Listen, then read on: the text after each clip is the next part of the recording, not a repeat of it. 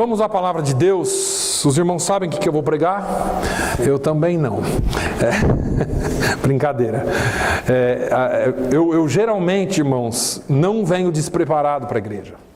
Eu geralmente venho com a palavra pronta, eu geralmente preparo, e essa semana não foi diferente. Eu preparo a palavra, mas o Senhor tem ministrado de tantas formas no meu coração, e hoje aqui eu quero mais uma vez conversar com a igreja. Porque nós temos vivido tempos difíceis, quantos concordam? Os tempos não são fáceis, nós temos vivido tempos de guerra espiritual, e há muitos anos atrás, quando começou esse assunto de batalha espiritual, claro, a Bíblia já fala disso, quando começou esse negócio de batalha espiritual, alguns penderam para um lado, muito radical, outros não acreditavam de maneira nenhuma, mas a Bíblia nos mostra isso, e eu creio que nós estamos vivendo num tempo de batalha espiritual, de guerra espiritual, porque todas as vezes que você faz algo, ou se propõe a fazer algo para o Senhor, sempre você vai encontrar oposição. Não pense que trabalhar para Deus é fácil. Não pense que viver mais do que trabalhar, viver uma vida para Deus seja fácil. Quando você se propõe a seguir a Deus, quando você se propõe a buscar a Deus e ter Deus ou Jesus como seu Senhor, existe oposição. Satanás não quer de maneira nenhuma perder você. Satanás não quer de maneira nenhuma fazer com que você influencie vidas. E quando você, como um cristão, passa a ser um cristão verdadeiro, você passa a ser o que Jesus disse em Mateus 5, vós sois o sal da terra e a luz do mundo. Quando você é sal da terra e luz do mundo, você causa um problema enorme. O diabo não gosta disso, ninguém gosta de ser desalojado, ninguém gosta de perder, portanto, nós enfrentamos guerras espirituais, e eu creio que nós estamos vivendo um tempo difícil, nós estamos vivendo um tempo de muita luta. Paulo fala aos Efésios, olha, vocês precisam estar preparados, porque vai chegar o dia mau. Ontem, enquanto nós estávamos aqui, o pastor Paul Jayley, que é muito conhecido no nosso meio, pregou aqui no nosso aniversário da igreja, de 20 anos, é um historiador, um homem de Deus, um homem de oração. Ele falou aqui que é muito claro que os Estados Unidos estão entrando num processo de julgamento de Deus. No entanto, isso não deveria nos depreciar ou deixar-nos depressivos. Pelo contrário, é um tempo que nós temos que fazer com alegria. Viver com alegria, por quê? Porque é um tempo onde sua luz vai brilhar, onde você será sal, a sua palavra será sal. Irmãos, a maior mentira de Satanás é que o mundo não quer ouvir. Eu já disse isso para os irmãos aqui. Essa semana eu cheguei aqui na escola para dar aula. Um dia dessa semana, não me lembro se foi segunda ou terça, 8h20. Eu começo a dar aula 8h30. E eu entrei às 8h20 no escritório e tinha uma senhora. E a secretária disse assim, pastor, essa senhora veio para falar com alguém. E eu falei, eu tenho 10 minutos, porque eu não posso falhar no meu emprego, eu tenho 10 minutos. E ela veio e falou, tudo bem, é uma mulher com uma ansiedade muito grande, ansiosa, até para respirar assim, preocupada. E eu disse, o que está acontecendo? Ela disse, olha, eu estou ansiosa, eu sinto como se alguma voz estivesse falando comigo, que eu preciso ajudar as pessoas, mas ao mesmo tempo que eu vou morrer. E aquilo, eu falei, para tudo, não precisa continuar mais. E você é crente, você é cristã? Olha, não. Eu falei, então para, porque essa voz não vem de Deus. Porque a voz de Deus não traz confusão. A voz de Deus não traz ansiedade. Se você está ansiosa a esse ponto, não é Deus. E se essa voz está dizendo que você vai morrer, também não é Deus. Me desculpe. Porque o diabo, ele engana, ele vem, olha, você tem que ajudar as pessoas, porque você vai morrer.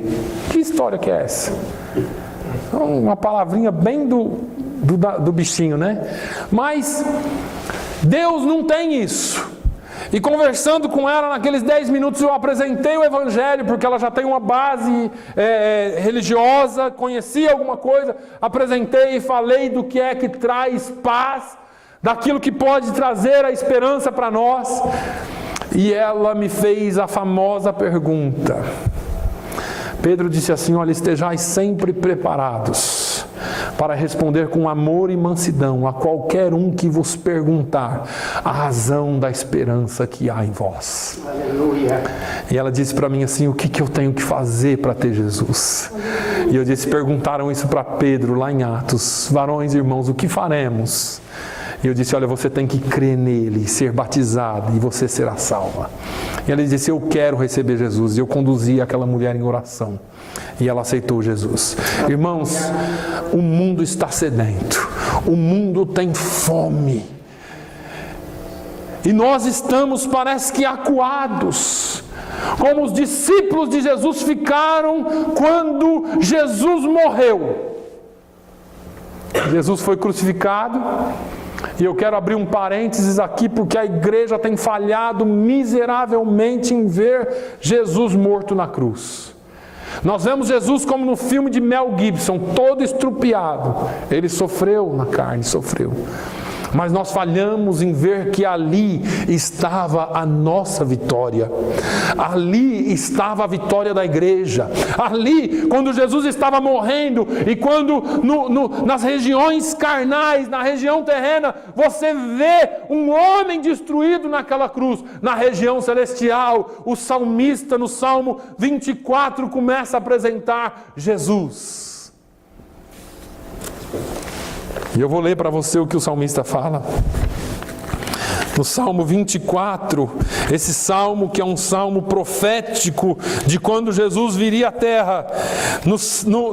Em Mateus, ou em Marcos, ou em Lucas, ou João, você vê Jesus crucificado. Mas no versículo 3 do Salmo 24, ele fala: quem subirá ao monte do Senhor? Ou quem estará no seu santo lugar, ou no seu lugar santo? Aquele que é limpo de mãos e puro de coração, que não entrega a sua alma à vaidade, nem jura enganosamente. Este receberá a bênção do Senhor e a justiça do Deus da sua salvação.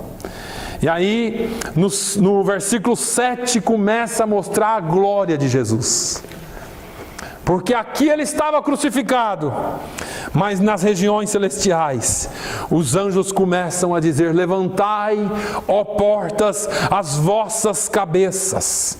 Levantai-vos, ó grandes entradas eternas, e entrará o Rei da Glória. Jesus está aqui, morrendo, e os anjos estão lá na glória dizendo: olha, presta atenção, aguarda entre apostos, alinhem-se, apresentem as armas, porque entrará o Rei da Glória. E ele diz, e eles perguntam: quem é este Rei da Glória? E a resposta dos outros anjos é: o Senhor forte e poderoso, o Senhor poderoso na guerra. Levantai, ó portas, as vossas cabeças, levantai-vos, ó entradas eternas, e entrará o Rei da Glória. Quem é esse o Rei da Glória? O Senhor dos Exércitos. Ele é o Rei da Glória. E eu tento imaginar essa figura na minha mente, porque nós vemos aqui Jesus crucificado, e lá na glória, vai chegando em glória, vai chegando em resplendor, os anjos se alinham e se perfilam para receber quem? O Rei da Glória. Na morte de Jesus, ele estava colocando Satanás debaixo dos pés da igreja. Na morte de Jesus, Paulo estava dizendo que ele estava nos colocando assentado nas regiões celestiais. Aleluia. Aleluia. Irmãos, estamos em guerra, estamos passando por dificuldades, por tribulações, sim. A vida cristã não é fácil. Quem pensa que está enganado. É simples. Nós dificultamos um pouco, nós complicamos um pouquinho, mas a vida cristã é simples. A vida cristã está baseada nos ensinos de Jesus. Agora, Paulo fala para nós colocarmos os nossos olhos nas coisas que são do alto. E talvez isso que eu queria falar um pouquinho com a igreja hoje. Porque nós focamos demais na batalha. Ai, pastor, está difícil, nossa. Ai, minha vida, ai, está assim, ai, está assado. E nós mesmos, Quantas vezes eu não fecho os olhos e falo com Deus, falo, Senhor, está difícil. Não está dando. Quantos aqui já não disse assim, eu não aguento mais? Quantos de nós já não falamos, não dá mais para mim? E aí, durante essa conferência eu fiquei pensando, e algumas palavras ministraram em mim, no meu coração, e eu fiquei pensando, se o Senhor é o Rei da Glória, se Ele nos colocou assentados nas regiões celestiais, junto com Ele, se nós morremos com Ele ressuscitamos, se nós somos parte do corpo em que Ele é a cabeça, e Ele diz que já pisou, que já colocou Satanás debaixo dos nossos pés, por que é que muitas vezes nós focamos ou nós nos desanimamos? Por que a igreja se desanima? Porque eu, como cristão, me desanimo. Por que às vezes eu acho tão difícil ser pastor ou ser crente? Você não, eu estou falando de mim. Por que às vezes é tão difícil ser crente? Por que às vezes nós pensamos em desistir? Porque não focamos os olhos na coisa certa. Nós somos crentes, irmãos, mas nós somos crentes terrenos. Eu fico imaginando como é que Paulo passou por tudo que ele passou e não desistiu. Quando Paulo escreve a segunda carta a Timóteo, a carta do coração, que eu já ensinei aqui na igreja, a carta que não foi escrita só com a cabeça, mas ele escreveu a carta com o coração. Porque eu já disse para os irmãos aqui que quando você está vivendo a sua vida, está normal. Hoje, se você escrever uma carta para alguém, para um amigo, para um filho, e-mail, né, você vai escrever assim, numa boa. Agora, se você tivesse hoje no corredor da morte, sabendo que amanhã, às 9 horas da manhã, você vai ser executado, como é que você escreveria a última carta da sua vida? Assim estava Paulo, preso em Roma. Ele abre o coração para Timóteo, em 2 Timóteo capítulo 4, e ele começa a escrever, claro, no capítulo 1 já, mas no capítulo 4 ele começa a derramar o coração para Timóteo. E ele começa dizendo assim, Timóteo, eu estou sendo oferecido, Timóteo, como libação. 2 Timóteo capítulo 4, nos versículos 6 em diante, porque eu já estou sendo oferecido por aspersão de sacrifício, e o tempo da minha partida está próximo. Timóteo, eu vou morrer logo. As coisas acabaram para mim. Mas eu tenho uma coisa, Timóteo, eu combati o bom combate. Eu guardei a carreira. Ou melhor, eu acabei a carreira e guardei a fé. Eu fico me perguntando como que é que Paulo guardou a fé. Porque se existe alguma coisa em nós que nós precisamos guardar, é a fé. Nós nos preocupamos muito em guardar dinheiro, em guardar as coisas. Mas tem coisas interiores, coisas nossas, que Deus e nós só sabemos que precisam ser guardadas. O nosso fundamento, a nossa base de fé é que precisa ser guardado. E eu fico perguntando o que Paulo tinha, porque ele foi açoitado, apedrejado, lançado de uma muralha, foi perseguido, sofreu naufrágio, foi picado por uma cobra venenosíssima.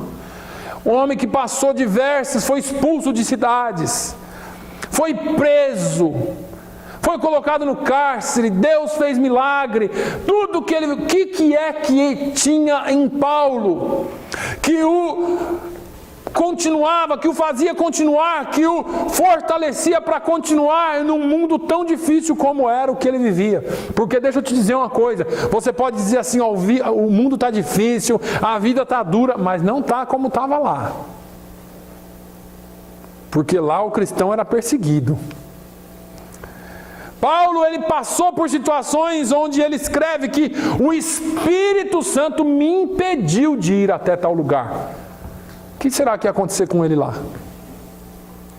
Irmãos, quando eu vejo Paulo falando que o Espírito Santo me conduziu, que o Espírito Santo me impediu, que o Espírito Santo me levou, eu fico olhando onde é que estava a cabeça de Paulo.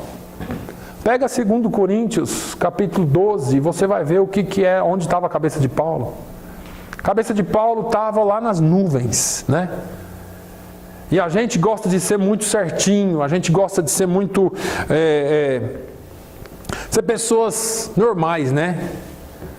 Porque tem o tipo de crente mais louco assim, e tem os mais normais, né?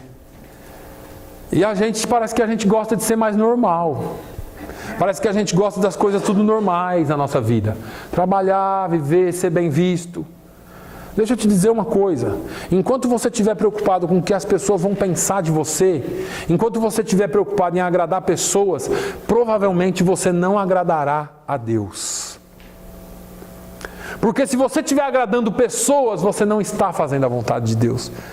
Porque as pessoas não seguem a vontade de Deus. Ah, pastor, eu sigo o meu coração. Então você lê Jeremias 17. Jeremias 17 diz, Deus fala assim, ou melhor, Jeremias fala assim: enganoso é o coração mais do que todas as coisas, e perverso, quem o conhecerá? Irmãos, o nosso coração é perverso. Tem hora que você quer manter a linha. Tem hora que você não quer. Deixa eu te dizer, nos tempos que nós estamos vivendo, ou você coloca os seus olhos nas coisas que são de cima e vive para Deus, ou você não subsistirá. Eu estou dizendo isso do fundo do meu coração, muito sério. É muito sério porque a igreja se acomodou. E deixa eu te dizer, ontem foi nos dado a mais recente pesquisa do ano, do começo do ano de 2016. Estados Unidos da América, 12% de cristãos. Acredite você ou não, 12% de cristãos. O país que foi considerado o maior país evangélico do mundo tem 12% de cristãos. 4% de cristãos que vão à igreja com consistência, que são membros de uma igreja. 4%. 9% que crê que a Bíblia é a palavra de Deus. Olha aqui, 12% é cristão e 9% crê que a Bíblia é a palavra de Deus. Aí você fala assim, pronto pastor, está acabando o mundo. Não, você não pode medir o que Deus está fazendo no mundo pelos Estados Unidos. Os Estados Unidos é só um país. Deus está avivando a África, está avivando a Índia, está avivando o Brasil, América do Sul, América Central. Deus está fazendo a obra dele. Um grande avivamento jovem iniciou-se no final do ano passado na Europa. Milhares de jovens estão se reunindo na Alemanha para louvar a Deus. E agora no começo desse ano começou na Inglaterra. Países que foram enterrados. Países que foram enterrados no humanismo, foram enterrados nas religiões, mas hoje estão reconhecendo o senhorio de Jesus Cristo através dos jovens. Irmãos, nós precisamos reconhecer que sem o poder do Espírito Santo não vamos a lugar nenhum. Você vai professar Jesus até um ponto. Na hora que o negócio apertar, se você não tiver com seus olhos focados no Senhor, você não vai conseguir. Agora, pastor, isso é desanimador. Porque que negócio que é esse de eu colocar os meus olhos lá e como que eu vivo no céu e aqui? Nós somos da terra. Jesus falou em João 10:9, se eu não estou enganado. Eu sou a porta. Aquele que entrar por mim entrará e sairá e achará pastagens. É interessante que a gente foca em alguns versículos da Bíblia e não entendemos muito bem. Eu fiquei pensando nesse versículo porque esse versículo fala do acesso irrestrito que nós temos às coisas celestiais. Quando estamos em Jesus, nós temos condições de viver no céu e abençoar a terra. Nós temos condições de ter os nossos olhos focados no Senhor e ser bênção aqui na terra. Você entra lá, na presença dEle. Ó, leva-me à sala do trono para te adorar, Senhor. Você entra na sala do trono Você é cheio do Espírito Santo e você desce aqui e é bênção na vida dos seus irmãos. Você entra na sala do trono, você adora em espírito e em verdade e você desce aqui e é bênção na vida da sua comunidade. Você entra na sala do trono, é cheio do poder de Deus e chega aqui e abençoa vidas com a sua vida. Irmãos, nós precisamos voltar a ser igreja. Essa semana, enquanto eu lia, eu falei aqui na quarta-feira, acho que eu falei aqui, enquanto eu lia o livro, preparando a aula para os nossos alunos aqui. O livro falava sobre Jesus expulsando um demônio de um rapaz. E o livro diz assim: na época de Jesus, as pessoas ficavam possessas e Jesus libertava elas. E eu falei, está errado esse negócio. Está errado. O livro ensinando que na época de Jesus as pessoas ficavam possessas, ensinando que na época de Jesus as pessoas eram doentes e ele curava. E hoje? E hoje? Será que, onde está a igreja? Eu fico me perguntando onde estão os endemoniados. Tem hora que eu crio umas perguntas assim, né? Onde estão? Eu não vejo mais endemoniado aqui. Eu lembro da igreja, não só aqui, mas eu lembro de pouco tempo atrás ainda. Será que só tem endemoniado no Brasil? Será que só o Brasil é endemoniado? Não é possível. Ou só nos países hispanos? Não é possível, gente. Eu fico pensando, onde que está a igreja? Daquela época que você passava, e eu já disse aqui, e pessoas se incomodavam com a sua presença. Irmãos, não foi uma nem duas vezes que eu passei perto de gente que se contorceu todo e caiu endemoniado. Aí você fala, e eu estou me colocando nessa posição. Porque deixa eu te falar uma coisa, alguma coisa está errada e não é lá com o mundo, é com a igreja. Você acha que não tem nenhum endemoniado na rua em Fall River? Aqui é todo mundo abençoado. Olha para a cara do povo. Olha para a cara do povo. Sai para a rua. Onde o nível de droga é altíssimo no estado e no país. Onde a criminalidade aumenta a cada dia. Falar, nós estamos vivendo nos Estados Unidos, está tudo em segurança. Tá bom. Irmãos, deixa eu falar uma coisa para vocês. Nós precisamos nos posicionar. E a posição que a igreja, os cristãos precisam tomar é começar a colocar o seu olho, o seu foco no reino de Deus.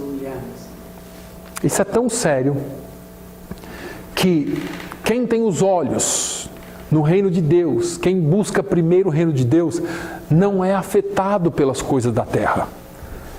Como assim, pastor? Não é afetado. Olha Paulo, olha Estevão. O negócio é doido, irmãos. Parece que é brincadeira de Bíblia, né? Não é. São homens, são pessoas. Tiago fala que Jesus estava sujeito às mesmas paixões que nós, aos mesmos desejos, mas ele não teve pecado. Nós estamos estudando aqui às quartas-feiras o Sermão do Monte, e eu sempre falo da forma como Jesus se comportava, e eu fico me perguntando, mas como que pode? Eu li algumas coisas, busquei algumas coisas. É incrível como que alguém pudesse passar pelo que ele passou e na cruz do Calvário dizer, Senhor, perdoa-lhes porque eles não sabem o que fazem. Ah, pastor, mas ele era Deus. Mas e Paulo? Mas e Pedro? E Marcos, que foi arrastado pelas ruas de Alexandria? E os outros apóstolos que foram mortos, todos de maneira trágica, com exceção de João? Esses homens que foram mortos à espada, como Tiago, esses homens que foram apedrejados, como Estevão, como Paulo e muitos outros. Paulo foi decapitado no final da vida dele. O que eles tinham de ir para... Quando eu vejo, e hoje eu vejo nos dias atuais, você pega essas notícias, né, esses vídeos que vêm lá do Irã, do Iraque, esse povo morrendo decapitado com um tiro. Esses dias eu vi um monte de crente deitado lá no chão e os caras metralhando. Você fala, ou passando e dando tiro na cabeça de um por um. O cara está de joelho lá pronto para morrer pela fé dele e não nega Jesus, porque se ele falar eu aceito Alá, eles tiram ele do meio. E a gente aqui vivendo a vida. preocupado em trocar o nosso carro por um carro melhor, em ter uma casa maior, uma televisão maior. Eu não estou dizendo que nada disso é pecado. Nada disso é pecado. Você tem direito disso porque você trabalha, você conquista, você busca. Tudo isso pode. Mas está na hora da igreja focar no reino de Deus. A igreja não tem tido tanto impacto no mundo porque foca nas coisas da terra. O diabo ele não está preocupado em te levar para feitiçaria, para isso. Não, não. Se ele conseguir manter o seu foco em coisas terrenas, já é o suficiente. Porque você, lembra daquele café com leite? Lembra quem aqui que era criança e ia brincar e você era muito pequenininho para entrar no grupo? Não, o Juninho é café com leite. Direto eu era café com leite. Eu era o mais novo dos meus irmãos. Ia brincar de pega-pega, não podia ser de time nenhum. Então eu entrava lá para brincar com eles. Ele é café com leite. A igreja virou café com leite. Não apita mais nada. Não muda mais nada. Aí você diz assim, misericórdia, pastor, eu vim aqui hoje para ouvir isso. Deixa eu te dizer uma coisa. Você está sentado nas regiões celestiais. O diabo não quer que você lembre disso. O diabo não quer que você lembre que você é corpo e que a igreja, Satanás está debaixo dos seus pés. Satanás não quer que você se lembre que Jesus disse, eis que lhes dou o poder para pisar serpentes e escorpiões. Satanás não quer que você se lembre quem ele é e quem você é em Cristo Jesus. Satanás se faz um monstro muito feio e perigoso e a igreja fica assim, mas é o diabo! O diabo se levantou! Parece que você está olhando o diabo para cima. E você tinha que estar dizendo assim, Satanás, fique aí no seu lugar debaixo dos meus pés no nome de Jesus. Porque eu sou filho, eu sou corpo, eu estou assentado nas regiões celestiais. Aleluia. Irmãos, enquanto a igreja não entender e não se lembrar disso, e eu quero que você se lembre disso essa semana. A hora que vier o desânimo, a hora que vier a tristeza, você diz assim, a minha vida está guardada debaixo das asas do Onipotente. Eu estou assentado acima disso. Porque os ataques virão sim, as tristezas virão sim, as angústias virão sim. Mas você precisa se lembrar de uma coisa. Você precisa de lembrar de homens e mulheres de Deus, que as suas vidas foram para nos ajudar, nos ensinar, foram homens e mulheres dirigidos por Deus. E eu me lembro desse homem de Deus aqui, no livro de Abacuque. No livro de Abacuque. Miqueias, Naum, Abacuque, para quem não sabe, está quase no final do Velho Testamento. Um pouquinho antes de Sofonias, um pouquinho antes de Malaquias, de Ageu. Vai lá, você vai achar. É um livrinho pequenininho. Ontem foi muito engraçado que o pastor veio aqui pregar e ele falou, ele pediu para a gente pegar uma referência e ele começou, a Bíblia dele, acho que era nova, grudou as páginas e ele muito brincalhão falou assim, alguém sabe onde está esse livro na Bíblia? Que eu não estou achando de jeito nenhum.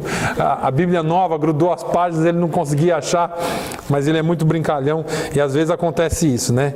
Mas Abacuque, no capítulo 3, Abacuque faz uma oração e ele faz uma oração do coração, ele faz uma oração triste, porque o negócio não estava bom para ele. Se você pegar o livro de Abacuque desde o início, é ele rasgando o coração para Deus, dizendo, Senhor, até quando?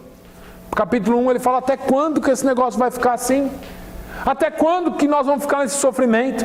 E ele vem orando e rasgando e falando com Deus, reclamando com Deus, mas no final parece que o Espírito Santo toca ele. E lá no versículo 17 ele começa a dizer assim, porquanto ainda que a figueira não floresça, 3:17, nem haja fruto na vide, o produto da oliveira minta, os campos não produzam mantimento, as ovelhas da malhada sejam arrebatadas e nos currais não haja vacas, todavia eu me alegrarei no Senhor e exultarei no Deus da minha salvação. Olha o que ele fala no próximo versículo, Jeová, o Senhor, é minha força, e fará os meus pés como os das cervas, e me fará andar sobre as minhas alturas. Irmãos, é isso que Deus quer para você. Está difícil, está ruim, está muito complicado, mas pode estar acontecendo qualquer coisa. Jeová, o Senhor, é a minha força. Eu gosto do Salmo 46, quando ele disse assim: eu sou Deus, refúgio e fortaleza. Deus é. Ele não está por um instante, Ele não estava, Ele não vai chegar, Ele é refúgio, Ele é fortaleza.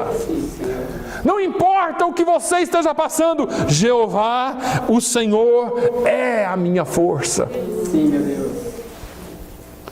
Quantos aqui se lembram de Isaías 41? Parece que a Bíblia tem hora se torna só palavras de acusação, palavras de julgamento, e nós nos esquecemos de quem nós somos e onde estamos no Senhor. Isaías, no capítulo 40 e no versículo 31, Isaías, usado por Deus, começa a falar quem Ele é. No 28, Isaías 40 e 28, não sabes, não ouvistes que o eterno Deus, o Senhor, o Criador dos confins da terra, nem se cansa nem se fadiga? Não há esquadrinhação do seu entendimento. Ele dá vigor ao cansado e multiplica as forças ao que não tem nenhum vigor. Os jovens se cansarão e se fatigarão, e os jovens certamente cairão, mas os que esperam no Senhor renovarão as suas forças e subirão com asas como águias, correrão e não se cansarão, caminharão e não se fatigarão. Irmãos, Isaías deixa claro quem é o nosso Senhor aqui. Ele é Deus, o Senhor, o Criador. Ele está dizendo: olha, não existe nada acima dele, e ele não se cansa, ele não se fadiga, ele não dorme e nem dormita. Esse é o nosso Deus. Por que que às vezes nós nos sentimos tão desanimados? Porque nós não esperamos nele. Porque nós não colocamos a nossa total e inteira confiança nele. Mas hoje o Senhor quer te relembrar que Ele é o Senhor sobre a sua vida. Que não importa o que você esteja passando, não importa o momento que você esteja vivendo, é só um momento. É só um momento. E Ele está assentado sobre o trono dele. Aleluia. Eu vou concluir com Romanos 8, 28. Sabemos que todas as coisas, não são as coisas boas, são todas as coisas, contribuem juntamente para o bem daqueles que amam a Deus e que são chamados segundo o seu propósito. Amém. Aleluia. Todas as coisas. Está passando dificuldade? Está no meio da tristeza, no meio da batalha, no meio do sentimento ruim, no meio do desânimo? Até isso contribui para o seu bem. Se você ama a Deus e se você foi chamado por Ele, segundo o propósito dEle, tudo isso está moldando você. E um dia o Senhor vai mostrar a sua glória e de forma gloriosa Ele vai te levantar, porque Ele disse que aqueles que confiam no Senhor serão como águias, com asas que se levantarão e voarão. Amém? O Senhor quer fazer você voar na presença dEle. Deus te abençoe. Feche os seus olhos. Nós vamos cear na casa do Senhor. Feche os seus olhos. Pai, eu te louvo nessa hora. Eu exalto o teu nome porque o Senhor é santo. E não há Deus como o Senhor.